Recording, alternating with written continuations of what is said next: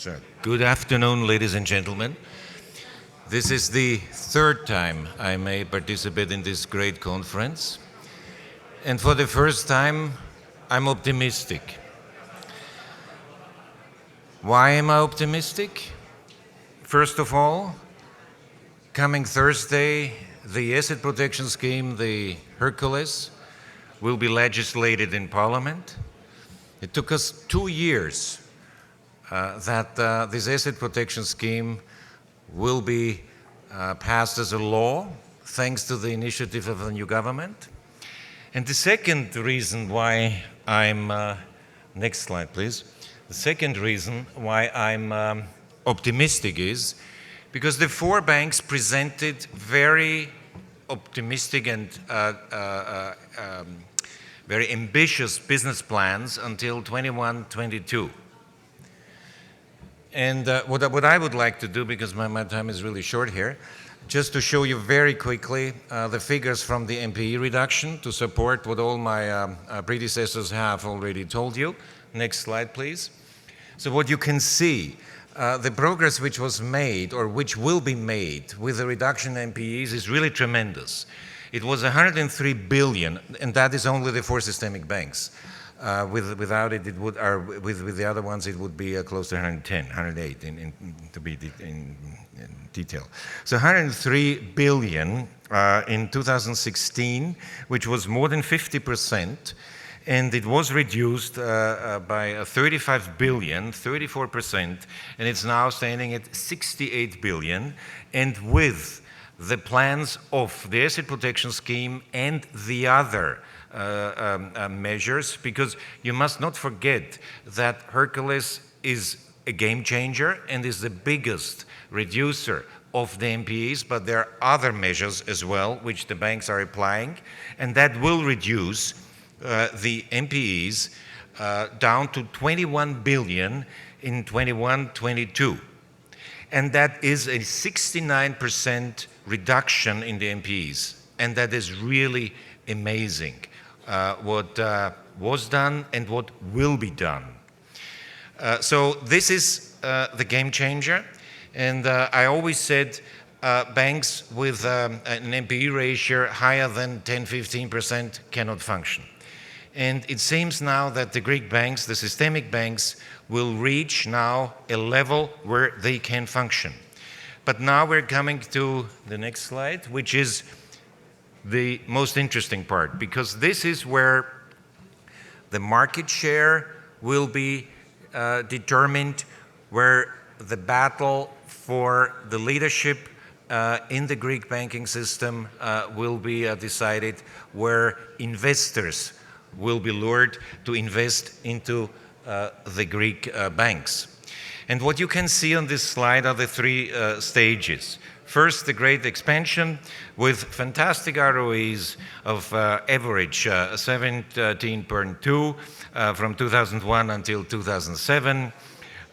Tier 1 capital ratios for that time sufficient, but of course very low, 9.7, while on average it was 14%.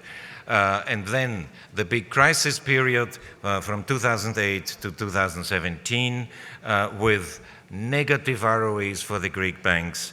The capital ratios, though, have been or were improved. Why? Because the deleveraging was already taking place, and the ROE of the global banks was 8%. And now, from 2018 onwards, that is the new reality. And the new reality will be positive ROEs. And the business plans which we have seen from the four banks, they show that most of them will have an ROE higher than 10%. This is very, very positive and good news. But is that easy? No, it's definitely not. Because how can you win this battle? You can only win this battle reducing cost. It was already mentioned cost of risk, which of course will be much lower with the asset protection scheme and the other measures, but also the FTEs need to be reduced, and that's going to be really, really difficult. We have seen it now with Piraeus, the resistance, but we expect the same with the other banks as well. And where else can the banks make the money and the revenues? Well, it will be new products, it will be better service, and hopefully not a downward spiral with a price war. This is what we are very concerned about, that this might happen. But there are other factors as well which might challenge those positive and optimistic ROE projections. For instance, we must not forget that with the phasing out of roughly 25 to 30% of interest income, namely coming from the NPEs, which will be transferred and outsourced, or let's say sold, and this income will be lost. So that will be lacking in the P&L of the banks. Also, we already see that, we observe that there is a repricing of loans and the securities. And you have seen it with the corporate bonds. Why did Mytilenius, why did Elector go to the corporate market? Because they were cheaper, or the bond market, because they were cheaper than the loan market. So there is also pressure on the banks from this front. And we also expect now new banks entering the market. So far, the efforts of challenger banks have been not very successful, but we now see it coming. With digital banks like in retail N26 and Revolut, we see that coming. That also puts pressure on them. And this is also another item for the banks, the extraordinary trading gains out of the Greek sovereign bonds, they will normalize, and they cannot post those extraordinary profits anymore, as they have done especially in 2019. So there is lots of pressure on the management to deliver. It's not going to be easy, but they're in a good company because all of the European banks are facing similar issues. But in Greece, of course, because in the last years not too much has happened, now they have to solve it all at once, and that is a difficulty. But we are optimistic that the Greek banks will reach European ROE levels in 21-22. And why is that? And I'm coming to an end. Because I'm a foreigner, and what I've seen now, for the first time in 2019, people and all the stakeholders wanted to really understand the issues and the problems. And, you know, you have a new government, the new government fully understood the issues, and they took leadership. The European institutions now fully understood the issues, and it was mentioned by the bankers before.